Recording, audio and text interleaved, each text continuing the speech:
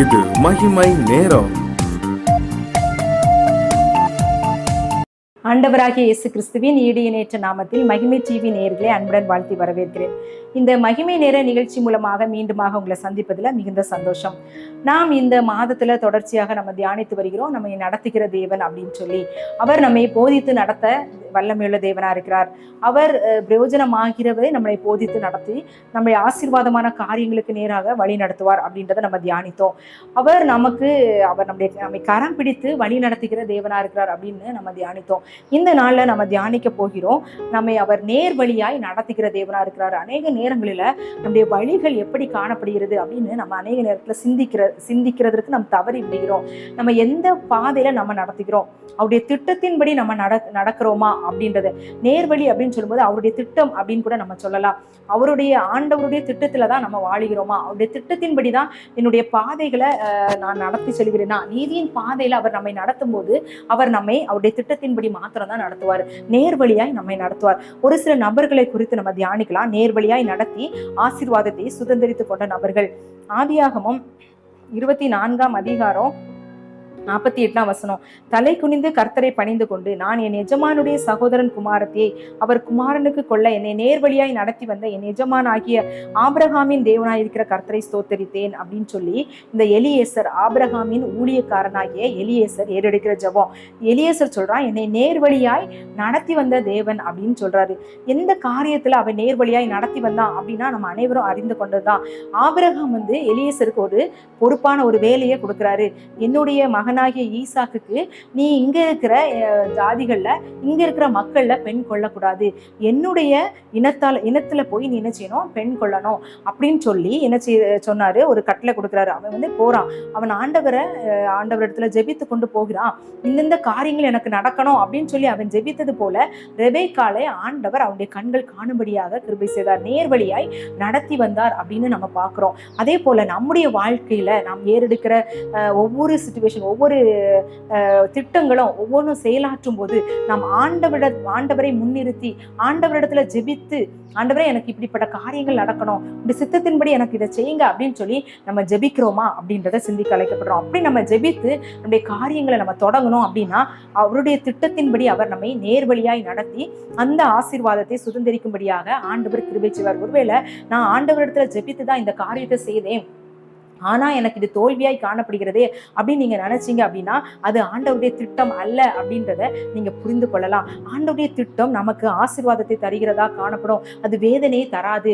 அவருடைய ஆசீர்வாதம் நமக்கு ஐஸ்வர்யத்தை தரும். அவர் வேதனையை கூட்டாத ஐஸ்வர்யமாய் காணப்படும். ஒருவேளை எல்லா காரியங்களையும் ஆண்டவர் உங்களுக்கு வாய்க்க பண்ணல அப்படின்னு நீங்க யோசித்தீங்கன்னா இன்னும் அதிகமா ஆண்டவருடைய சத்தத்துக்காக, அவருடைய காரியங்களுக்காக நீங்க முழங்கால் படியிட்டு ஜெபிக்கும் போது, அவரை நோக்கி விண்ணப்பம் பண்ணும்போது, இந்த எலியேசரை நேர்வழியாய் நடத்தி ரெபெக்காளை அவன் கண்கள் காணும்படியாக செய்து அந்த ஈசாக்குக்கு ரெபெக்காளுடைய திருமண காரியங்களை ஒழுங்கு பண்ண ஆண்டவர் கிருபை செய்தது போல உங்களுடைய வீட்டுல காணப்படுகிறதான எல்லா காரியங்களையும் ஒழுங்கும் கிரமமாக நடக்க, ஒழுங்கும் கிரமமாக ஆசீர்வாதமான காரியமாய் மாற்ற தேவன் வல்லமுள்ள தேவனா இருக்கிறாரு. ஒருவேளை வேலைக்காக நீங்க யோசித்து கொண்டிருக்கலாம், எந்த வேலை, எங்க போகணும், அந்த வழியில ஆண்டவர் என்னை நடத்தணுமே அப்படின்னு சொல்லி நீங்க யோசித்து கொண்டிருக்கலாம்.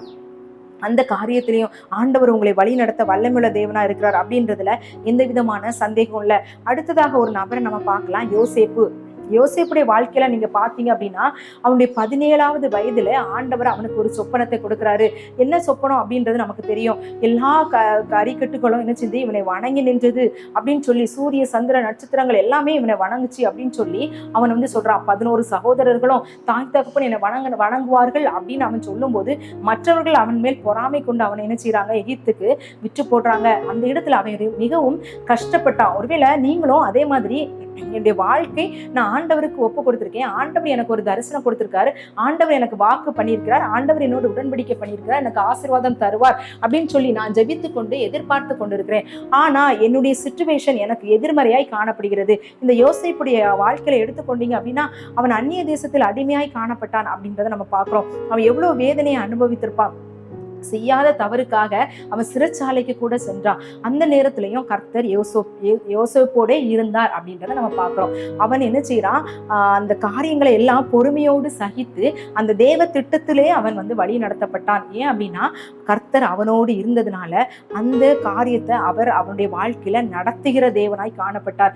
முடிவுல உள்ள ஆசீர்வாதம் நமக்கு தெரியும். அவன் எகிப்தின் தேசம் முழுவதும் அதிபதியாய் காணப்பட்டான். அவனுடைய தகப்பன், அவனுடைய சகோதரர்கள் எல்லாரும் அவனை வணங்கினார்கள். அவனுடைய தயவுல இவங்க எல்லாம் வாழ்ந்தார்கள் அப்படின்றது கூட பாக்குறோம். எகிப்தில் உள்ளவர்கள் எல்லாரும் திருப்பி அந்த பஞ்ச காலத்துல பிழைக்கும்படியாக இப்படி சந்ததிகள் எகிப்துக்கு சென்றது அப்படின்றத நம்ம பார்க்கிறோம். அப்போ ஆண்டவர் ஒரு காரியத்தை நமக்கு திட்டம் பண்ணியிருக்கிறார். அந்த திட்டத்தின்படி அவர் நேர்வழியாய் நம்ம நடத்தணும் அப்படின்னா அவருடைய சித்தத்துக்கு நம்ம ஒப்பு கொடுக்கணும். அவர் நம்மோடு இருக்கிறத நம்ம உணரணும்.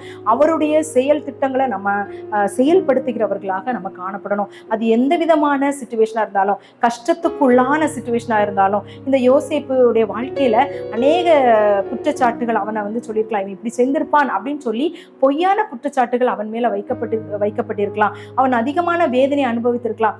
அவன் நினைச்சிருக்கலாம், ஐயோ நம்ம செய்யல, ஆனா இவங்களாம் நம்ம பொய்யா நம்மளை பேசுறாங்களே, இப்படிப்பட்டதான வேதனைக்குள்ளான காரியங்களை அவன் இருந்திருக்கலாம். ஆனா அந்த வேதனைகளை அவன் சகித்ததுனால அவன் அதிபதியாய் மாற்றப்பட்டான் அப்படின்றதுல எந்த விதமான சந்தேகமும் இல்லை.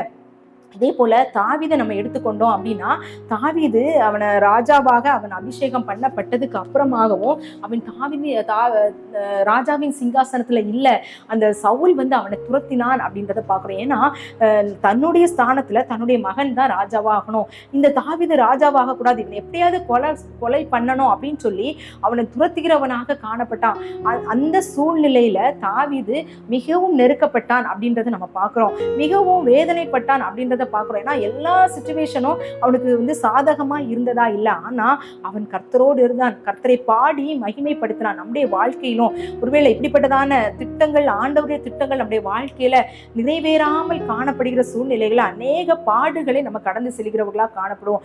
அந்த சூழ்நிலை நம்ம ஆண்டவரே போதும், எதுக்கு மேல எனக்கு வேண்டாம், இப்படிப்பட்டதான சிச்சுவேஷன் இருக்கு, அப்ப நீங்க என் கூட இருக்கீங்களா இல்லையா அப்படின்னு சொல்லி நம்ம புலம்புகிறவர்களா காணப்படுறோம். ஆனா ஆண்டவர் சொல்ல, நான் உன்னை நடத்துறேன், நேர்வழியாய் உன்னை நடத்துகிறேன் அப்படின்னு ஆண்டவர் சொல்றாரு. நீங்க சந்தேகப்பட வேண்டிய அவசியமே இல்லை.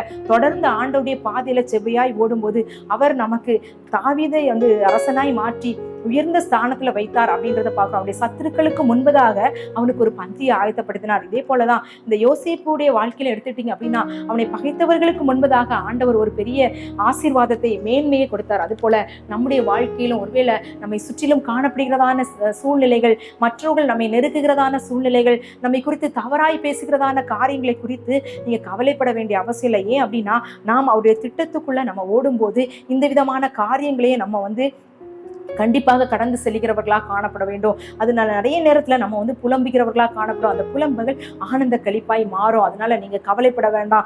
ஆண்டவர் உங்களை நேர்வழியாய் அவருடைய திட்டத்தின்படி வழி நடத்த தேவனாய் இருக்கிறார். அந்த காரியங்களை ஆண்டவர் நமக்கு தரணும் அப்படின்னு சொல்லி நம்ம ஜெபிக்கலாம். எங்கள் அன்பின் பரலோக பிதாவே, இந்த நல்ல நாளுக்காக உமக்கு ஸ்தோத்திரம். நீர் ஆண்டவரே எங்களை நடத்துகிற தேவனா இருக்கிறீர் அப்படின்னு நாங்க பார்த்தோம். நேர்வழியா எங்களை நடத்துகிற தேவன் அப்படின்னு நாங்க தியானித்தோம். ஆண்டவரே உங்களுடைய தெய்வீக திட்டத்தின்படி எங்களை நடத்துகிற தேவனா இருக்கிறார். அந்த திட்டத்தின்படி நாங்க நடந்து செல்லும் போது எங்களுடைய பாதைகள் ஆண்டவரே சப்பா எங்களுக்கு ஆண்டவரே சாதகமாய் காணப்படல, எங்களுக்கு அது துக்கத்தை ஏற்படுத்துகிறதாகவும், ஆண்டவரே எங்களால் ஆண்டவரே சப்பா என்ன காரியத்தையும் செயல்படுத்த முடியாததாகவும் எங்களுக்கு காணப்படுகிறது.